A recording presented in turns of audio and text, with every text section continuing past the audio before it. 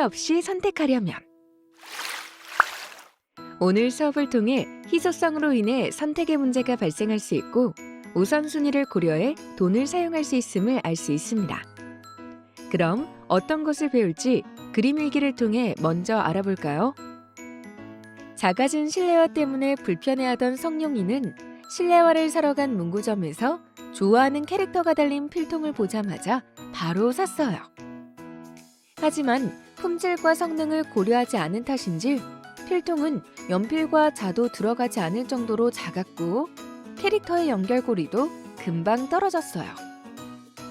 심지어 우연히 들린 다른 가게에서는 같은 필통을 성룡이가 산 가격보다 1,000원이나 싸게 팔고 있었어요. 새 실내화를 사야 했지만 충동구매한 필통 때문에 정작 필요한 물건을 구매하지 못한 성룡이는 매우 후회했답니다. 이야기를 잘 보았나요? 성용이처럼 우리는 일상생활 속에서 돈과 관련한 여러 가지 선택의 문제에 부딪히게 되는데요. 여러분은 어떤가요? 합리적으로 선택하면 만족할 수 있고 잘못된 선택을 하면 후회하며 돈을 낭비하게 되죠.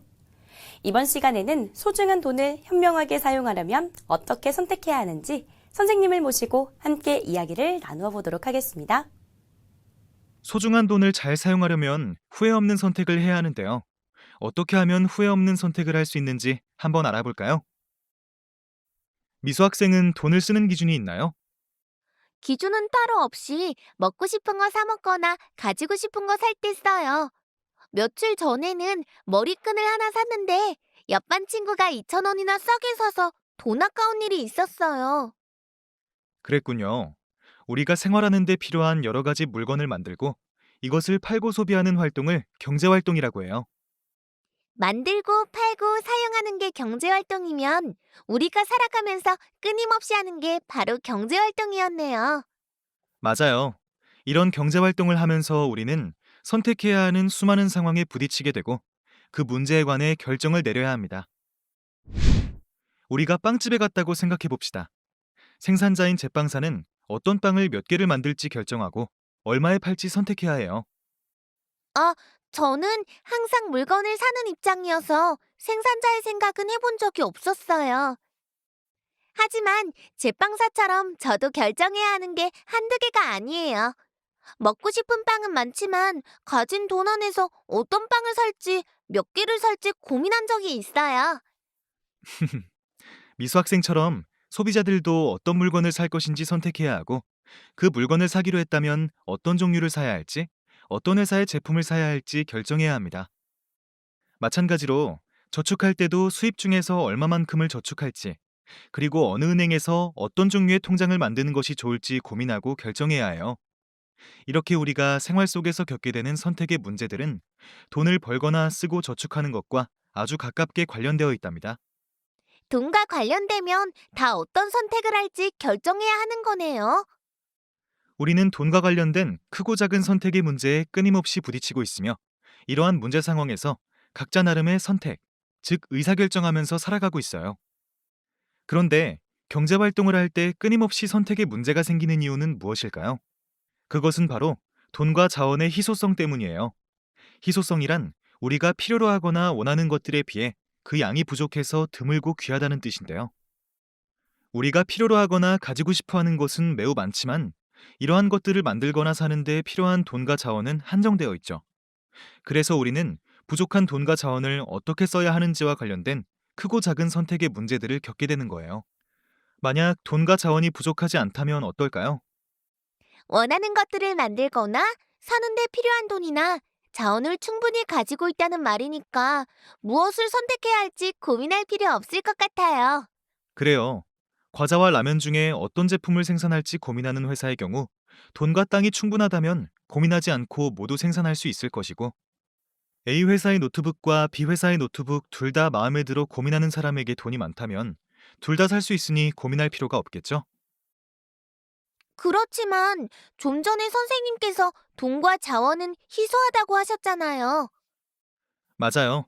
돈과 자원은 희소하기 때문에 소중해요. 그래서 소중한 돈을 잘 사용하려면 합리적인 의사결정이 필요하답니다. 그렇다면 합리적인 의사결정은 어떻게 하는 것일까요? 선택을 잘해야 한다고 생각해요. 미수 학생은 선택을 잘못하여 후회한 경험이 있나요? 좀 전에 말씀드린 것처럼 머리끈을 옆반 친구보다 2,000원 비싸게 산 게 후회돼요. 조금 더 알아보고 샀다면 제 소중한 돈을 낭비하지 않았을 텐데요. 그래요. 주어진 돈과 자원을 알뜰하게 사용하면서 가장 만족스러운 선택을 하는 것을 합리적 의사결정이라고 하는데요. 합리적인 의사결정을 하기 위해서는 첫 번째로 우선순위를 생각해 어떤 상품을 살 것인지 결정해야 해요. 저한테 딱 필요한 거네요. 신발이랑 가방, 모자가 낡아서 새로 사야 하는데요. 신발이 조금 작아졌으니 신발을 먼저 사야 할 것 같아요. 어떤 물건을 살지 정했다면 다양한 상품을 서로 비교하기 위해 알맞은 선택 기준을 세워야 하는데요. 선택 기준을 세울 때는 가격, 편안함, 성능, 디자인 등 여러 가지 조건을 생각해서 선택해야 합니다. 선택 기준을 세웠다면 그 기준에 따라 여러 회사의 제품들을 비교해보고 가장 좋은 것을 선택해요. 이때 각각의 상품들의 장단점을 꼼꼼하게 따져보고 선택해야 하는데요. 선택한 것의 가치가 포기한 것의 가치보다 커야 합리적 의사결정이라 할 수 있습니다. 이제부터 오늘 배운 세 가지를 꼭 기억해서 합리적인 의사결정하도록 노력할게요. 우리는 경제 생활을 하면서 돈과 관련한 여러 가지 선택, 즉 의사결정을 하면서 살아가고 있는데요. 이렇게 끊임없이 선택의 문제가 발생하는 이유는 돈과 자원의 희소성 때문입니다. 의사결정을 잘못하게 된다면 돈을 낭비하게 되는데요. 소중한 돈을 잘 사용하기 위해서는 합리적으로 의사결정을 해야 합니다. 우선순위를 생각하여 어떤 물건을 살 것인지 결정하고 그 물건을 사기 위한 알맞은 선택 기준을 세운 다음 기준에 따라 비교해보고 가장 좋은 것을 선택해야 합니다.